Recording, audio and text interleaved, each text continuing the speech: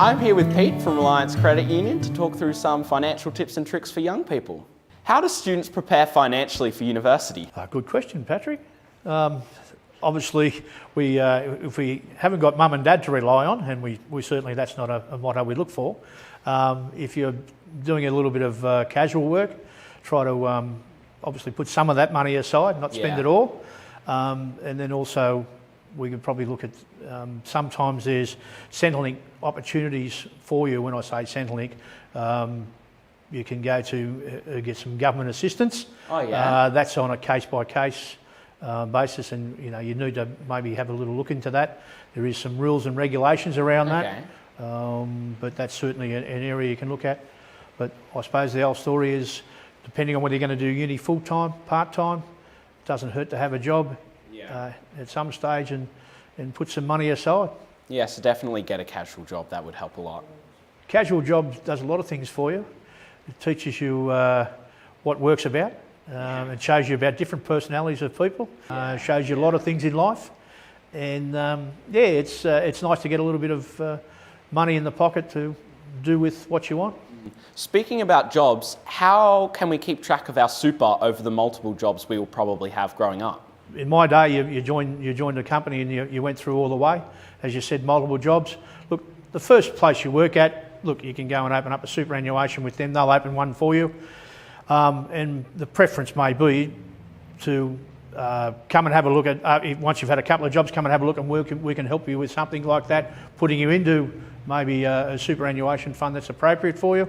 Or in some instances, if you've got an industry-based fund, it may be just appropriate just to keep adding to that. So instead of every time you change employer, you get them to pay into a new superannuation fund, you take that number with you. What is actually the difference between a debit card and a credit card? Because I often get them confused around. Okay, the debit card's your own money, okay, and that's how whatever's in a debit card is what you can get.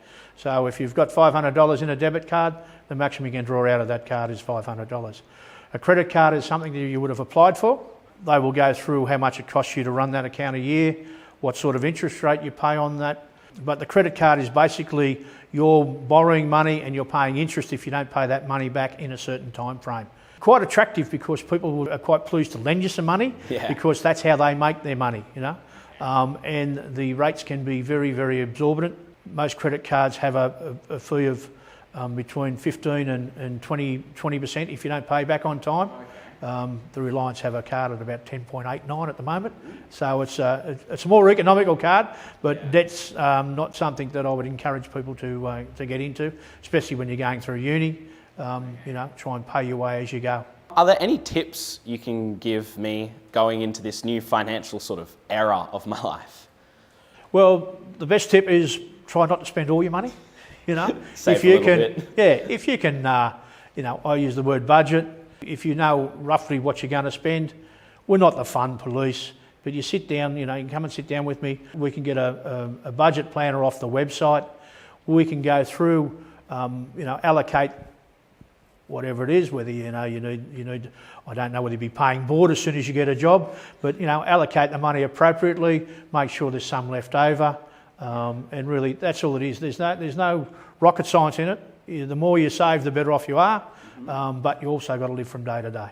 Yeah, so budget is key. Budget is very much the key, and discipline, If it's nice to have a budget, but you can't write one every week. Yeah, keep to it. Yeah, so, and look, like everything, you go off track every now and then. You just steady up and get back on get back into the budget. Yeah, cool. Well, thanks for talking to me today about tips and tricks. Pleasure, mate. Thanks very much.